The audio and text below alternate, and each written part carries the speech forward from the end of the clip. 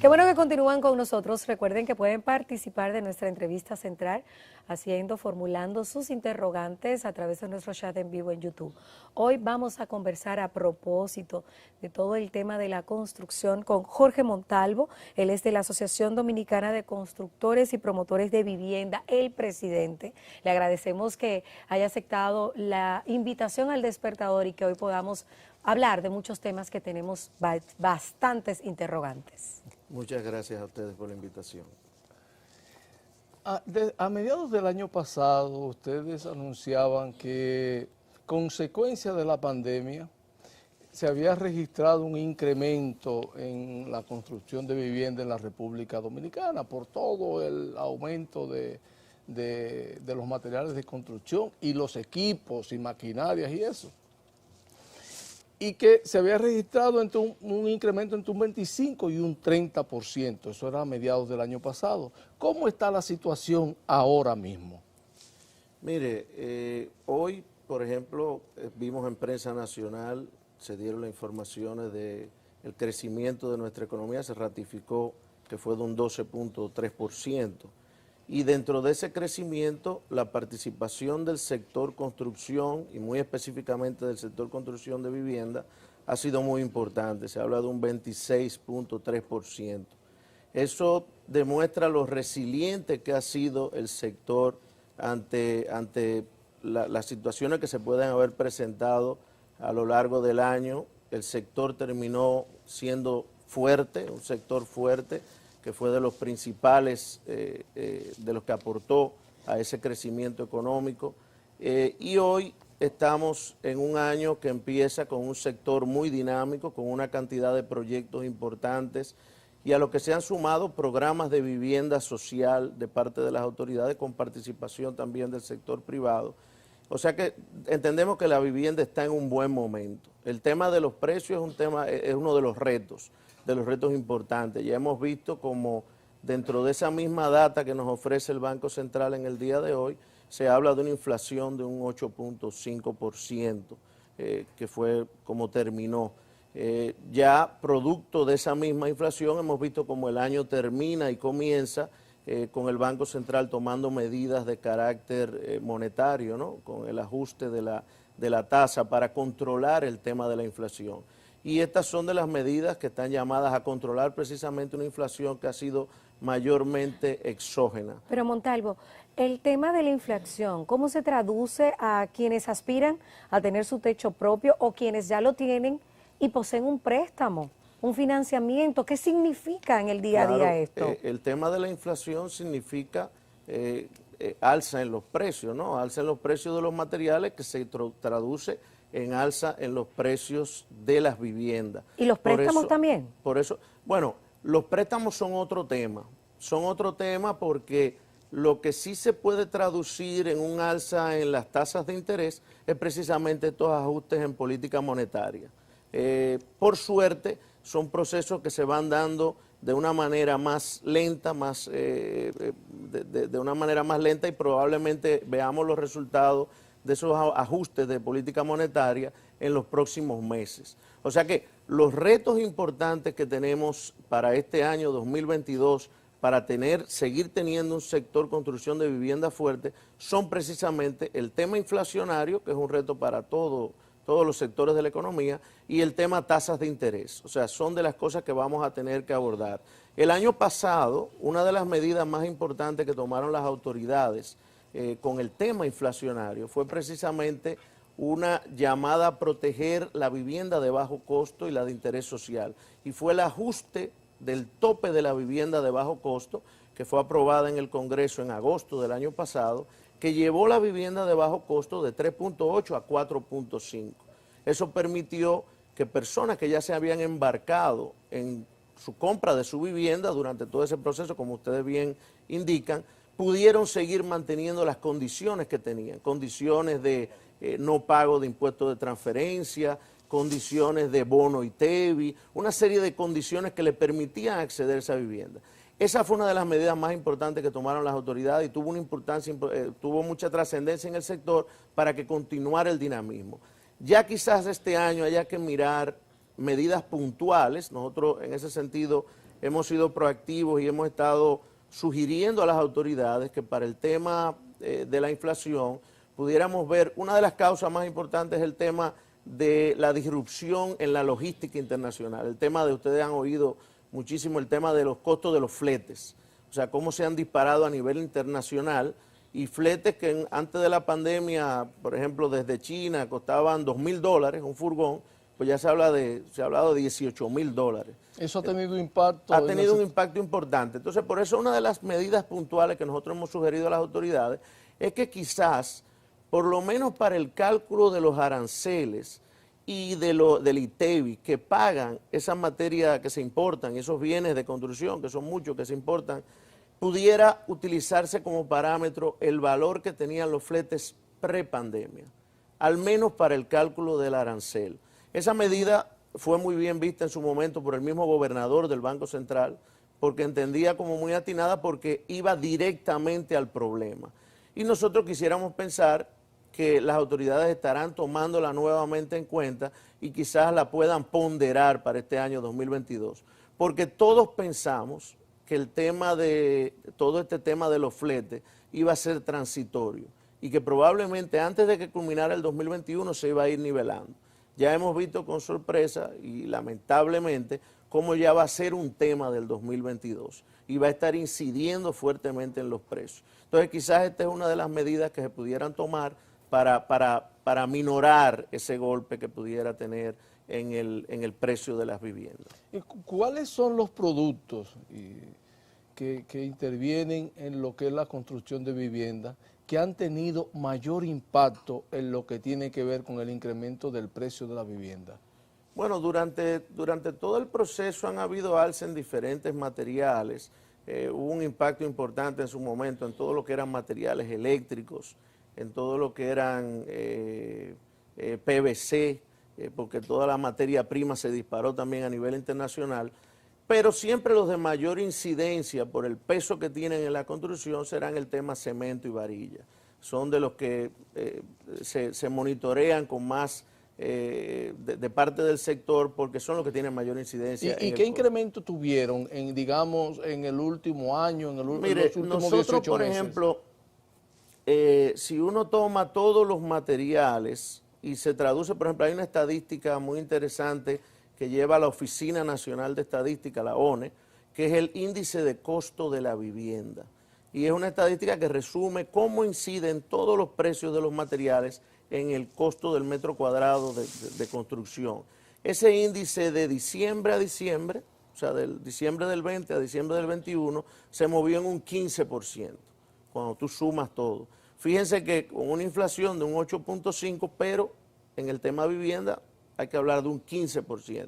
Y ciertamente ahí el tema del cemento, que tuvo aumento en varios momentos del año, siendo inclusive el último en el pasado diciembre, y ya encontramos una funda de cemento que ronda los 450 pesos. ¿Y el tema de la mano de obra pudiera influir en este costo de la vivienda en lo adelante debido a la regulación en la que están siendo sometidos los trabajadores, los obreros extranjeros, que obviamente todavía no se ha avanzado mucho, no hay una estadística de cuántos se han regularizado, tampoco hay un operativo por parte de las autoridades, pero en cualquier momento pudiera desencadenarse una cacería de brujas con ese tema? Sí. Mire, nosotros en ese sentido hemos estado apoyando a las autoridades con el tema de que definitivamente hay que regularizar el tema de la mano de obra. Apoyamos el tema de levantamiento biométrico, que es el plan que quieren hacer las autoridades, para poder tener data precisa de cuántos trabajadores tenemos, cuántos trabajadores extranjeros trabajando en cada sector. Y por eso inclusive hemos enviado comunicaciones a las autoridades, poniéndolos a la orden inclusive en nuestras obras para llevar a cabo estos levantamientos. Sí hemos llamado la atención de que esto debe ser un proceso porque, como tú bien dices, las mismas autoridades todavía no han iniciado esto. O sea, se habla de que ya han preparado algunas instalaciones, pero están esperando los equipos y todo ese tema. Entonces, claro, eso hay que ver cómo ese proceso avanza. y el plazo se lo tendrán que dar las mismas autoridades, el tiempo que necesiten para implementarlo. De nuestra parte, nosotros, por ejemplo, apoyamos el tema el cierre fronterizo, o sea, cómo se ha tratado de cerrar la inmigración ilegal, porque entendemos que localmente tenemos la mano de obra necesaria para que el sector siga funcionando. Pero irregular, la mayoría. Claro, por eso apoyamos el tema del plan de regulación biométrico, el levantamiento biométrico, y también, precisamente, nosotros trabajamos con una mano de obra regularizada con el plan de regularización que se hizo hace unos años, cuyos carnets se han ido venciendo. Y no ha habido el dinamismo para la renovación de esto. Entonces, ¿qué es lo que nosotros decimos? Si nosotros queremos tener un sector regularizado, lo primero es, ese levantamiento que ya tú hiciste hace unos años, vamos a darle una prórroga. O sea, que ha habido debilidad por parte de las autoridades actuales, lo que usted indica. Se ha dicho que se va a agilizar ese proceso de renovación, y esperamos que así sea, que están haciendo una especie de auditoría de ese plan para ver que no haya habido alguna irregularidad, pero es importante que por lo menos podamos contar con esa mano de obra. Y entonces nos aboquemos a regularizar esta mano de obra que quizás ante la situación que hay en Haití tiene carencia de documentos, y el tema del levantamiento biométrico puede ser una salida importante. En materia porcentual, ¿cuál es la participación de la mano de obra extranjera en su sector, en la construcción de viviendas? Mira, ahí hay un mito con el tema del 80-20. Uno ve mucho. Como lo indica la ley. Sí, con el tema del 80-20. ¿Y qué pasa? Resulta que la construcción tú tienes que verla como un proceso completo. O sea, tienes que verla como un proceso que dura 1 año, año y medio, 2 años, dependiendo de la envergadura del proyecto. Entonces, ciertamente hay una etapa del proyecto donde el porcentaje de la mano de obra extranjera es más alto. Ahora, cuando tú miras la construcción overall, luego hay una etapa del proyecto donde disminuye prácticamente al mínimo. O sea, en esa etapa inicial de lo que se llama el trabajo bruto, albañilería pesada. Hacer la mezcla, cargar los blogs. Ahí probablemente hay un porcentaje importante de mano de obra extranjera. Pero luego cuando tú pasas al tema de terminación, pintura, instalación de cocina, Empañete, instalación de ventanas, instalación de puertas, herrería, disminuye prácticamente al mínimo. O sea que cuando tú miras, como digo, la construcción overall, el proceso completo que te dura 1 año y medio, 2 años, no debemos estar muy lejos del legal 80-20. O sea que eso es algo que también hay que verlo de esa manera. No puede ser una fotografía puntual de un momento, sino ver el proceso de la obra como un todo. ¿Es más barato contratar un haitiano que un dominicano? No un haitiano irregular. No lo es. Pero por Dios, Montalvo, en cualquier país del mundo, una mano de obra irregular es más barata. Tiene que ser más barata. Fíjense, al final, lo primero es, al final, nosotros tenemos que contratar una mano de obra regular, por lo menos de los que están regularizados, para poderlos tener en la TCS, que ya hay la posibilidad. O sea, ya con esos carnets, que inclusive, por suerte, la TCS inclusive todavía sigue permitiendo que aún el carnet, estando vencido, puedan seguir cotizando, lo cual ha hecho que no entremos en una crisis con ese tema y podamos seguirlo contratando. Porque al final, si tú no tienes esa mano de obra regularizada de alguna manera, es un dolor de cabeza. Porque ante una eventualidad se te presenta un accidente en obra o se te presentan las demandas. Aquí hay mafias que se dedican a demandar en los apartamentos, en los proyectos, o sea, de gente que a veces ni existe o que no tiene ningunos papeles y te ponen demanda de trabajadores que ni siquiera trabajaron en la obra. Entonces, el sector formal, que es al que representamos, cada vez más se aleja de esas contrataciones irregulares. Ahora, estamos conscientes de que hay situaciones. ¿Cuánto cuesta un día de un obrero? Depende, esa es otra. Nosotros tenemos tarifas por trabajos. El más básico, que es el peón, andaba por los 659 pesos diarios. O sea que el sector construcción, a veces cuando tú sumas los días, porque se paga por día, y tú sacas lo que se ganó esa persona 23 días trabajando, cualquier obrero gana más que el cajero de un banco. O sea, por eso te digo, es un mito todo ese tema. Y si tú ya entras y estás calificado para otras labores, como en albañilería o adelantado, un pisero, puede ganar 1.000, 1.500 pesos diarios. ¿Y el maestro? Y el maestro, mira, no tengo el dato, todo eso está en revisión ahora mismo, precisamente todo el tema de las tarifas.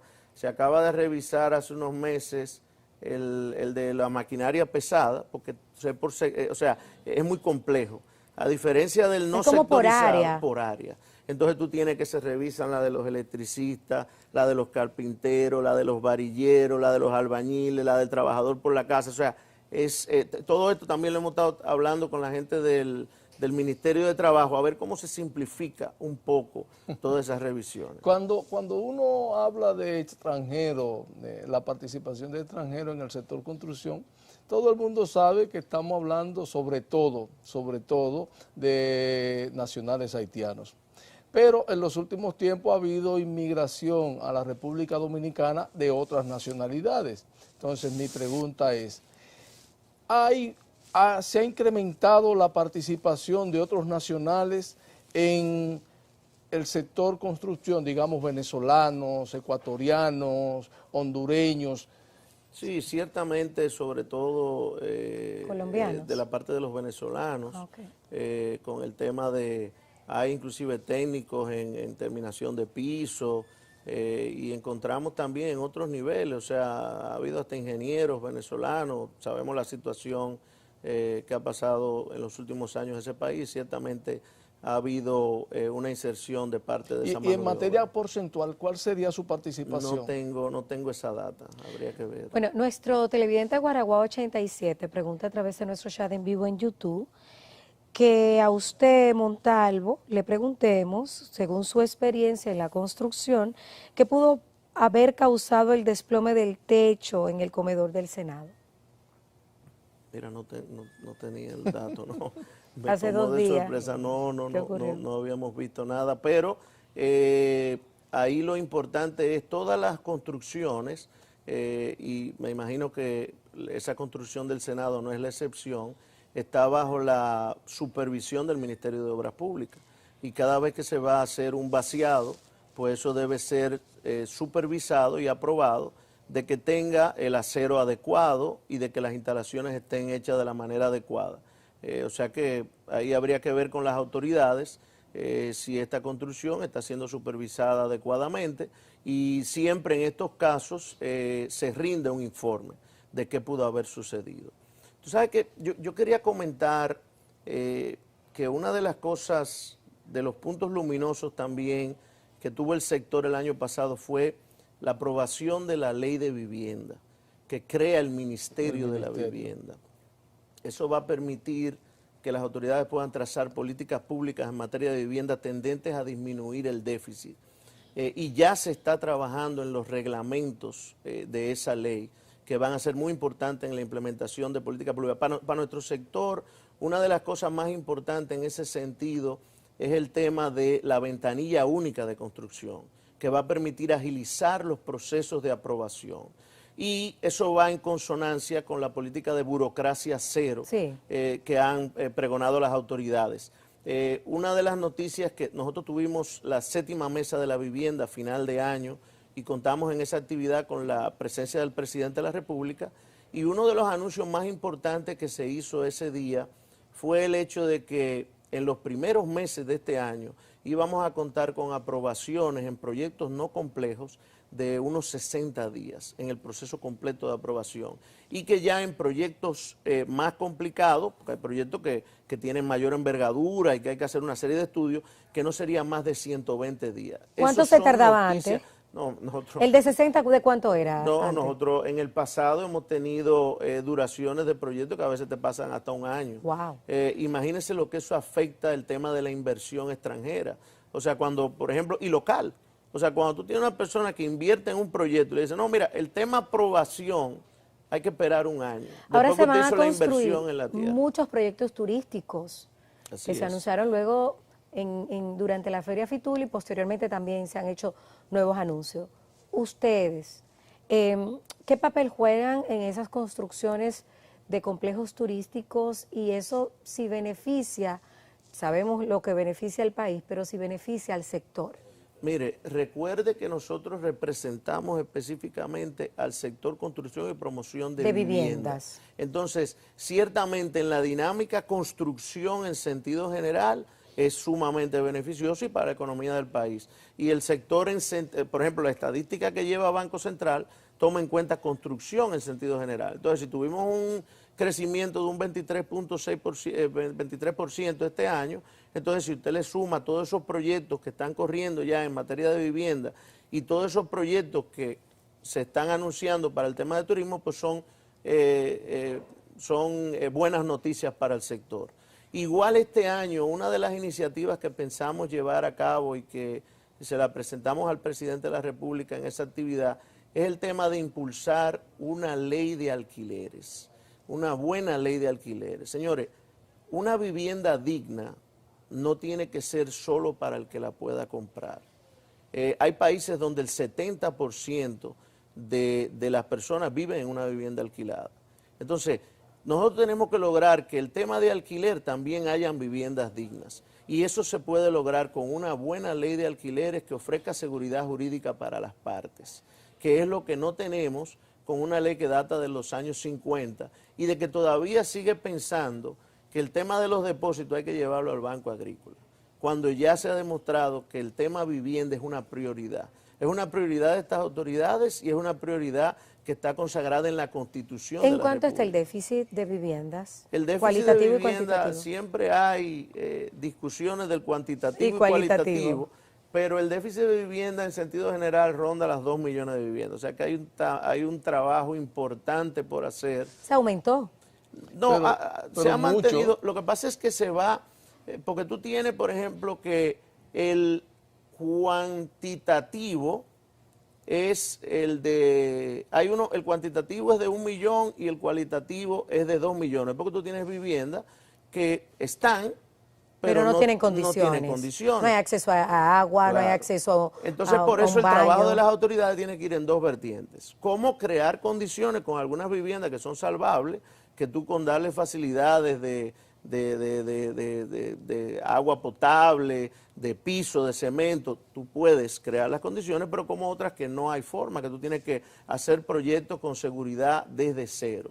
O sea que nosotros es de las iniciativas que vamos a empujar y queremos inclusive ser proactivos y llevar a las autoridades, como hicimos con la ley de vivienda, un anteproyecto de ley que nos dé una ley de alquileres que sea innovadora y a la altura de estos tiempos y que podamos desarrollar todo ese sistema de viviendas para fines de alquiler. ¿En qué tiempo ustedes entienden que podría estar ya en vigencia, en operación, eso que usted señalaba de la ventanilla única para la aprobación de los proyectos? Bueno, lo que se ha anunciado es que esos plazos de 60 y 120 días en la aprobación de un proyecto pudieran estar corriendo ya para antes de que termine el primer trimestre, o sea que es bastante rápido. Y ya todo el tema de burocracia cero, en sentido general, ya con el afinamiento de toda esa dinámica, estaría operando antes de que termine el año. O sea que es un tiempo corto, es un proyecto ambicioso, pero que cuenta 100% con el apoyo del sector privado, porque somos interesados en que estos procesos sean lo más ágiles posible. Finalmente, porque tenemos que irnos, Montalvo, la gente está participando de la conversación, pero tiene muy pocas interrogantes. Finalmente de mi Todo parte, está claro. porque ya tenemos que irnos. ¿Qué opina usted de la alianza público-privada para el tema de la construcción de los fideicomisos y cuánto le aportaron ustedes a los ingresos del país el año pasado? Mire, usted vio que el tema del PIB, con los datos que nos da el Banco Central, dice que creció un 4.3%, tomando como parámetro el 19. O sea, brinca el 20, ¿no? Y nosotros, los datos que tenemos del año pasado es que de esa participación del PIB, nosotros en el 2021 tuvimos cerca de un 15%. O sea, 545.000 millones de pesos, o sea, el tema de inversión, o sea que fue una participación importante. ¿Y cuántas viviendas se vendieron en el 2020? Mire, según hay una estadística que lleva la Oficina Nacional de Estadística, que es el tema de edificaciones comercializables, que incluye todo, aparte de vivienda.